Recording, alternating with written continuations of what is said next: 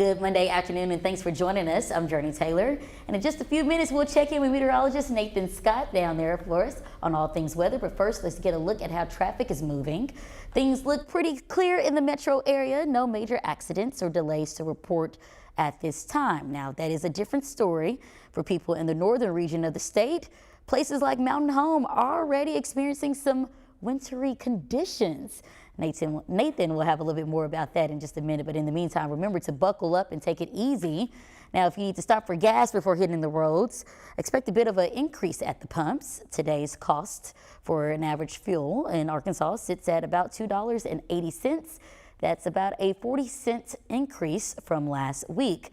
Now let's hear from meteorologist Nathan Scott. Nathan, I can't believe another part of the state is dealing with snow. Is it okay to say snow? It's a whole other world up there, Jurnee. Yeah, temperatures are cold enough for snow. That was expected. Friday, we were talking about that potential, and it certainly has verified. And they could see a few inches of snow in the higher terrain, the Ozarks, and also northwest Arkansas. So if you're headed in that direction, you're going to run into probably some travel issues. Here's what's happening out there right now. Here in central Arkansas, the temperatures are safely above freezing, and they will stay above freezing through the rest of the afternoon. But it's 33 in Harrison, 32 in Mountain Home, and you see that swirl in the precipitation shield as that upper level low is cruising its way through northwest Arkansas. Also, those winds, they got a bite to them. So when you step outside, it is certainly chilly out there. It feels like 39 right now here in the capital city. Feels like 38 in Russellville. Feels like 25 in Harrison. And we do have winter storm warnings still in effect for you folks in Newton County and Searcy County. Also, Marion and Boone counties. The other counties are under a winter weather advisory until 6 o'clock for this evening. Winter weather reports, snow reports already coming in. Some locations have seen as much as 3 inches of snow in parts of Marion County.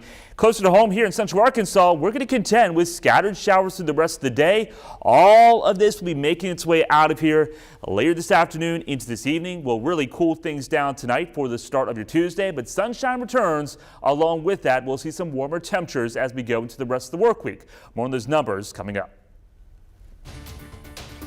Nathan, thank you. Well, developing now, we could soon learn new information on the sentencing of Shauna Cash, who remains on trial for capital murder. Cash was found guilty of murdering Pea Ridge police officer Kevin Apple by running him over with her car in 2021. After her trial last week, prosecutors are now seeking the death penalty. If she receives a death sentence, it would make Cash the only woman currently sitting on Arkansas's death row. More witnesses are expected to appear in court today as the sentencing phase continues. And authorities in Saline County are continuing their investigations after multiple people were found dead Saturday afternoon. Reports say the Saline County Sheriff's Office arrived to the scene off Pryor Drive, where they found 3 deceased victims. Authorities say a person of interest has been taken into custody. However, at this time, we are still waiting for updates on a possible motive and the names of those victims. Now, following the incident, the Glen Rose School District shared an announcement on its website saying, in part, our school and community families are saddened about the recent tragic event. Once new information is made available surrounding the case, we'll be sure to keep you updated on air and online at THV11.com. An ongoing search for a child abducted by his father in Michigan has now come to an end in Arkansas. Troopers say 40-year-old Daniel Ano was driving a stolen vehicle through the state after taking the child from his mother in Michigan. After safely bringing the car to a stop on 430 in Little Rock, authorities were able to rescue the boy and confirm that he was unharmed.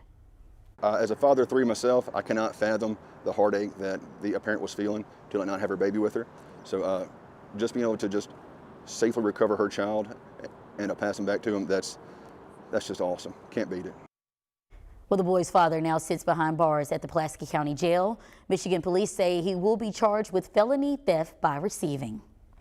Repairs are underway in Saline County after crews with the National Weather Service confirmed that an EF1 tornado touched down on Saturday. Crews say the areas of impact are near Sardis and East End. According to reports, the tornado only lasted for a few minutes with winds of about 95 miles per hour. No injuries or deaths were reported. However, the storm did leave behind some destruction. Power crews are now working to clear any downed lines while city officials aim to clean the roadways.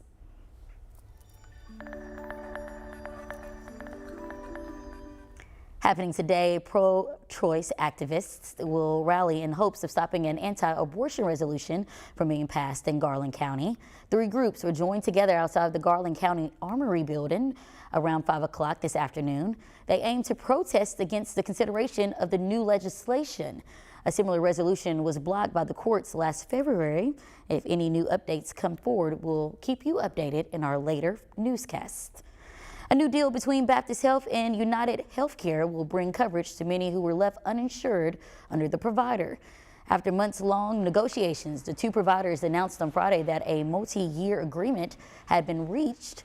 This will now place United Healthcare back in network with one of Arkansas's most important nonprofit healthcare providers. Officials say the agreement is effective immediately. Well, getting those extra steps in may be a bit harder during the winter months, but there's still ways you can get out and get active. Michael George has tips on how to stay fit during the cold. Joseph King is back to pounding the pavement. The 75-year-old had coronary bypass surgery this past summer.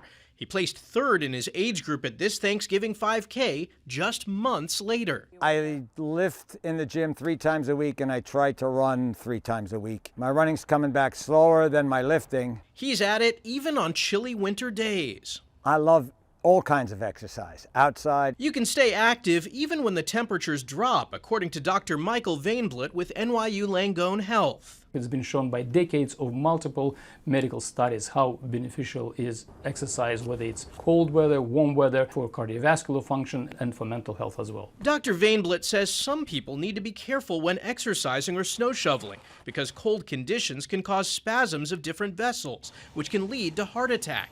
People with cardiac conditions should use their judgment and make sure they don't overdo it. You have to stop when you have some kind of symptoms, whether it's discomfort, whether it's shortness of breath. You certainly should call your physician. The problem has to be addressed first. For Mr. King, he had his blockages taken care of. Some patients also need to take extra care to layer up. Especially in those patients with cardiovascular disease, elderly people after surgery, the adjustment of your body, adjustment of your blood pressure and heart rate, it could be a little bit abnormal. But layering up maintains your temperature. If it was colder than it was today, I'd have a wool hat on. I might have an extra layer on. If your hands get really cold, wear 2 pairs of gloves. So you can stay the course, warm and safe. Michael George, CBS News. Well, if you have a cough that doesn't want to go away, doctors say patience can be the best medicine. An article from the Canadian Medical Association says as many as 25% of adults experience coughs that could last up to 8 weeks after a respiratory infection. The paper says patients usually improve without medication, but coughs that persist longer than 2 months should be checked by a doctor. And health concerns are on the rise in Washington after reports of Defense Secretary Lloyd Austin being hospitalized. Reports say Austin was transported to Walter Reed National Military Medical Center, pointing to an emergent bladder issue.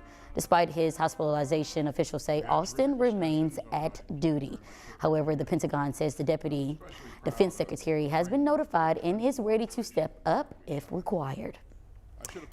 Well, coming up, combating sex trafficking is increasing year by year. But could the Super Bowl be a hotspot for such activities? We verify in 2 minutes. Nathan? And Jurnee, we're starting off the new work week with lots of clouds out there. There are some showers as well showing up on radar, and snow showers still happening in northwest and north Arkansas. I'll have a live look at radar and have your Valentine's forecast. Will Mother Nature show us some love this week? I'll have more on that coming up.